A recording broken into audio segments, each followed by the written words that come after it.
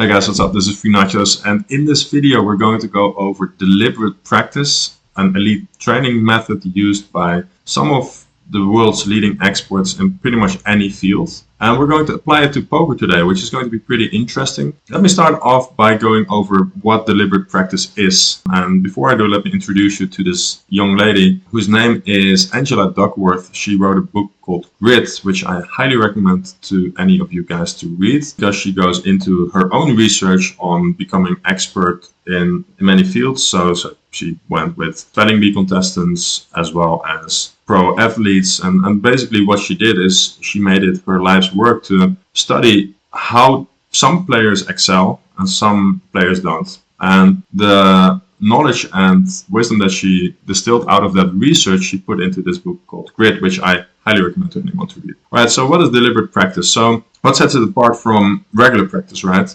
Well, let's say that you are drilling hands. Then there's multiple ways you can do it, right? You could just say, I'm just going to go over 400 hands as quickly as possible. You could say, I'm going to go over 20 hands and I'm going to really try to get every single one of them right. You could just immediately look at the results of the hands that you are quote-unquote playing, or you could just review them later, or you could review them never. You could just only play and not even drill. So there's a lot of ways that you could study the game, and some of them are going to be less effective and some of them are going to be more effective, right? And our goal as poker players, with the limited amount of time that we have, is to make sure that we get as high of a yield for every hour studied as we possibly can. So that's where deliberate practice comes into play. Now, what is it? It needs to meet these four requirements that you see on your screen here. So you need to have a clear stretch goal, focus on weaknesses. I'll apply this to poker in a second. Purposeful effort, meaning you want to have a high level of intensity. A consistent feedback, in our case that's quite often going to be a solver. And repetition and refinement. Basically, you're going to revisit the topic every now and then, and you're going to try to make sure that you're making slight adjustments so that the certain skill that you're training is getting a little bit better every time that you practice it. All right, so one of the things that I think puts a lot of players off from doing deliberate practice is the fact that it is quite boring. Like if you are studying, let's say you're going and drilling through hands, right? Then it is always going to be more fun to play a drilling session where you get like 95% accuracy and you're just like cruising through the session and you're like, okay, I'm doing great. You get this constant feedback of making good decisions. Whereas if you are doing deliberate practice, you're focusing on your weaknesses with a lot of effort, so it takes a lot of brain power, and then you're going to make a reasonable amount of mistakes because it's your weakness, right? And you're not really doing something that you're already really good at. And I think it's important to recognize that the type of work that requires effort is, for one, more boring. And so when you are doing boring work, it is usually a reasonable indicator of you doing something that is effective. And I'm saying this out loud to you in this video because oftentimes when I'm studying, I feel like after 20, 30 minutes, I feel like, okay, I hit that resistance where I'm like, this is not really very interesting. It takes a lot of effort. I don't really want to continue right now. And much preferably would just play or do something else or just do this random research that I find very interesting that might not have very high yield in terms of like the things that I might get out of it. But like having that moment where you feel extreme boredom might just be an indicator that you're on the right track. What you want to do is you want to avoid the easy path and try to do tough things somewhat consistently. So there are two quotes that I would like to highlight here by two of the best poker players in the world. One of them is by Matt Marinelli, who said in a recent Mobius Poker podcast that he thinks games will be good for the foreseeable future because deliberate practice is boring. In other words, it takes a lot of like boring and deliberate hard work to get significantly better, and a lot of players try to avoid that. And the other one is by Viktor Kudinov, who said on the Mechanics of Poker podcast that one of the reasons he excelled at the game was because he was very good at doing repetitive things over and over again. I think he was referring to stuff like this. All right, cool. So there's research been done. Like that's why the picture of a spelling bee is on here, which has been explained in Grit, the book by Angela Duckworth. And what they did is they looked at spelling bee contestants and they were tested through a questionnaire on the type of training methods that they were using. Some of them were using Scrabble, some of them were reading a lot, some of them were doing flashcards and try to gain an understanding of the structure of certain words. Some of them were using lexicons and stuff like that. And then how many hours they were studying. And a couple of things that they found that I thought were very interesting. One of them is that there is a direct relationship between the type of study, whether it's deliberate practice or not, and results, but very less so between the time studied and the amount of results. So in other words, you have the 10,000 hour rule that has been coined once by Anders Ericsson, if I'm correct, that said, if you do something 10,000 hours, you will become an expert. But the reality is, if you apply deliberate practice for 10,000 hours, then you become an expert. It's not just 10,000 hours of reading books and you'll become a spelling bee contestant. And then the last thing,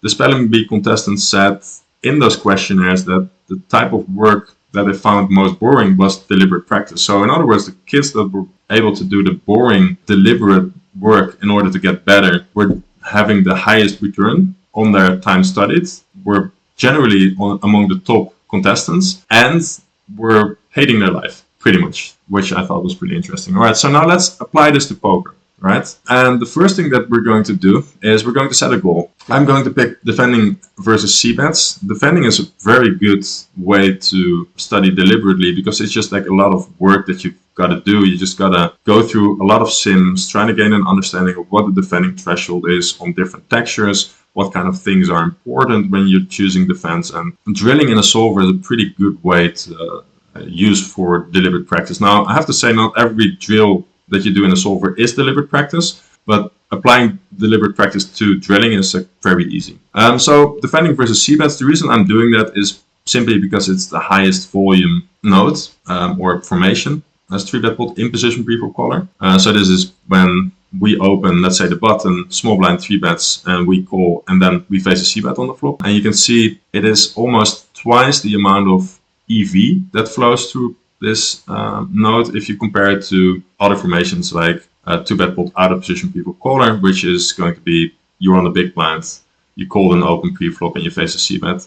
So in this case, it's not necessarily my weakness, but since I've studied everything quite consistently, I just want to do something that yields the highest return. And I could just say, okay, I'm going to go for there's a low end of the spectrum, but I prefer to just spend more time on the one that yields where 5 times as many chips flow through those lines. The way we did this, by the way, calculate all of this, is by picking the average pot that you're playing on that node and then times the amount of that it occurs. And then you get a line volume list, and then we break everything down in percentages.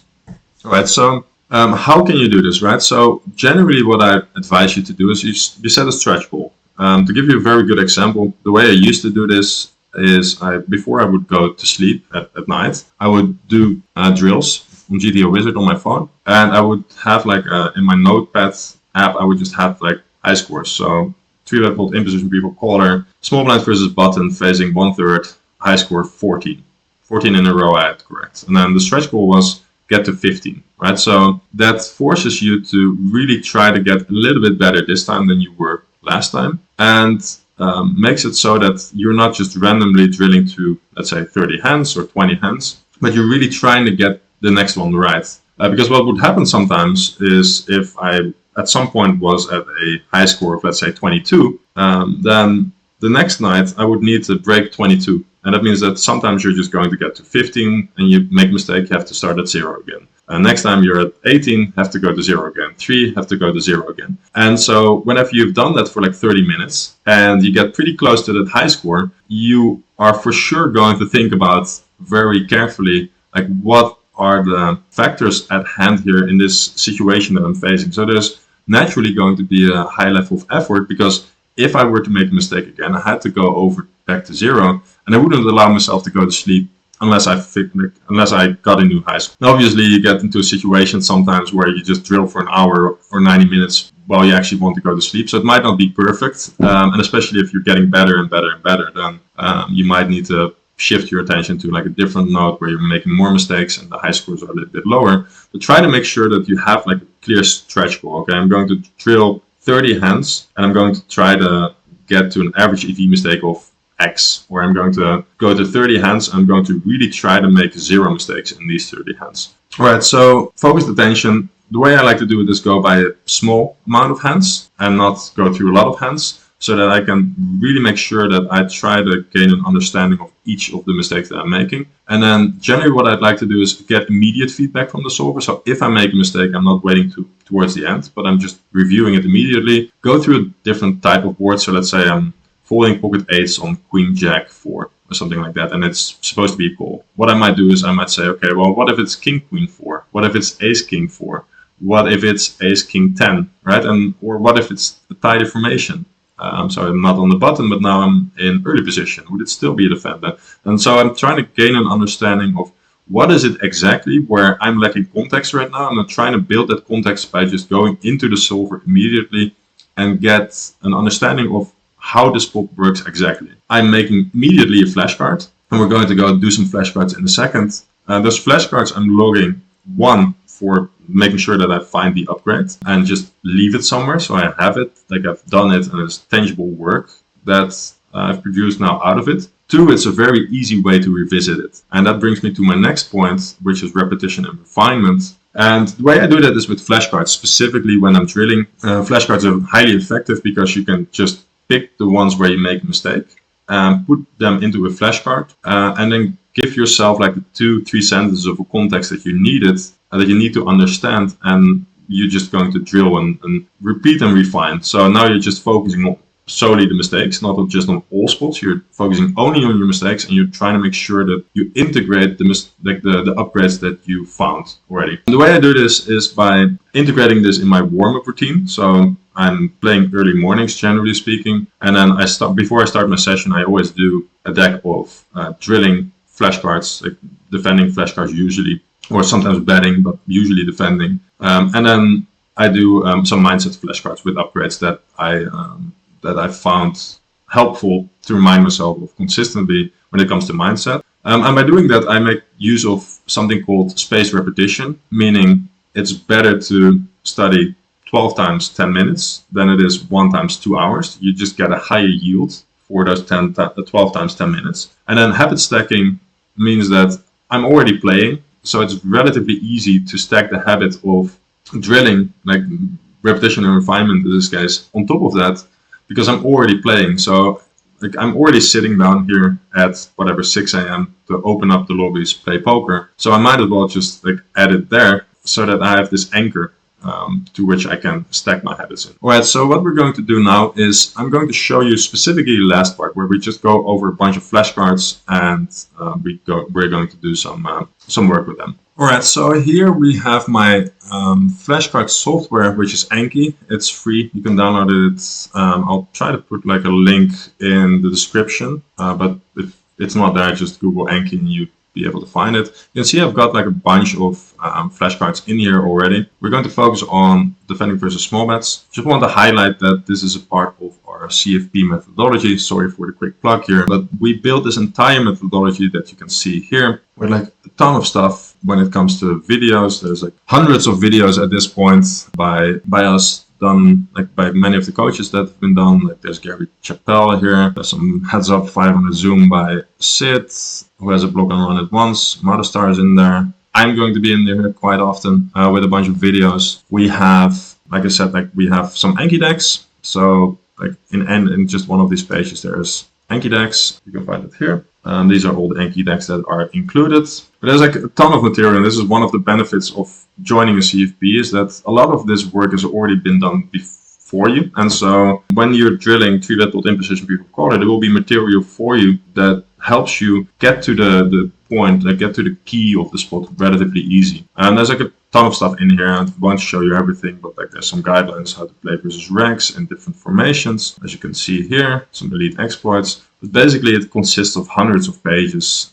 Some of it is page over page over page. I think the last thing I should show you here, bio database, not forget, all sorts of sims. But here there's some resilient lines, meaning some simplified protocols. This is just based on bio hand histories. So a lot of stuff for you guys to study if you're interested in joining the CFP. feel free to check out our website, www.NachosPoker.com.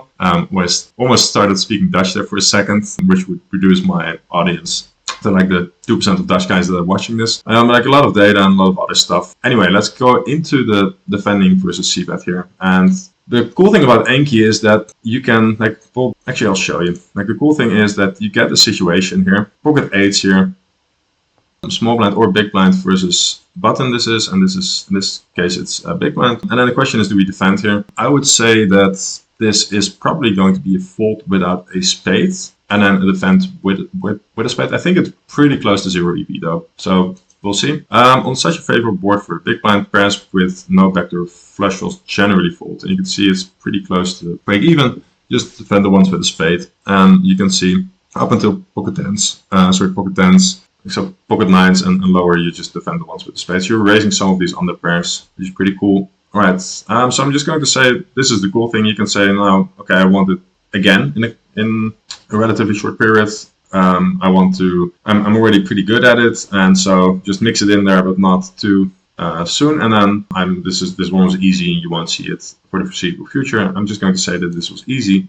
So we'll take it by there. Okay, this is an interesting one. So on a Jack 10-6 texture, I think we get to call all pocket pairs. And when it's closed, generally you want to hold the suits that are on the board a bit more often. So that's what I'm going with. On rainbow boards, weak pocket pair have more equity than on two-tone boards. So even this two Broadway texture, weak pocket pairs are mixing. They make for good raising candidates. Let's see if like what we were saying was correct here. Let's see which suits are not on the board. So hearts are not on the board. So you can see, yeah, you can see like hearts not on the board. The other ones are on the board, so you call those a bit more often. And that's generally what it's a very reasonable simplification that I would want to include in this. I can't remember if I made these or if one of my coaches made these.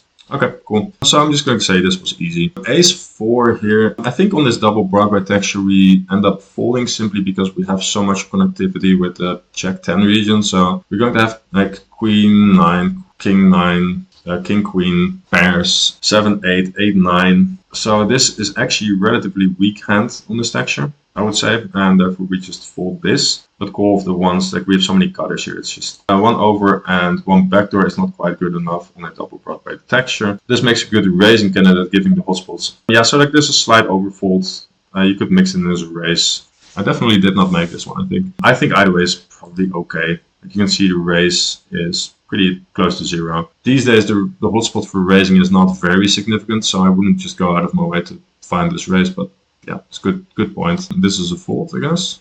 Yeah, okay. Not sure what was happening there. So here we go, face 1/3 on this texture, which we shouldn't really face very often. It's kind of a weird spot. We defend an awful lot versus 1/3 here, because, well, like a lot of hands have a reasonable amount of equity, because even if your opponent has a pair, you generally have 1 or 2 overcards, at the very least. Having said that, I'm not sure where to draw the line exactly, I'll be completely honest. So I'm just going to go ahead and fold this. That's what I would do, but I could see that I just need to defend a lot more, because I don't think we do a lot of folding versus 1/3 here. Actually, I'm just going to go ahead and call. If I'm not sure, generally calling is the way to go. There are multiple reasons for this, but like the main one is going to be that the pool is not second barreling the turn often enough, allowing us to over-realize. So basically we have the option to see 5 cards more often, and we can stab pretty liberally on the turn, as the pool is not check raising often enough on the turn. So if it's sort of close, I want to be over defending a bit rather than under defending, and on this texture facing 1/3, I don't think we get to do a lot of folding anyway. Yeah, so this is already break even. Kind of cool. For what it's worth, like I'm not putting an extreme amount of effort in right now, although like if I was just clicking quickly, I might have just quickly folded here. Whereas I think calling is definitely reasonable, and just over defending a bit versus the sizing. So I'm just going to say that this one was okay. Ace 6-3, so relatively disconnected.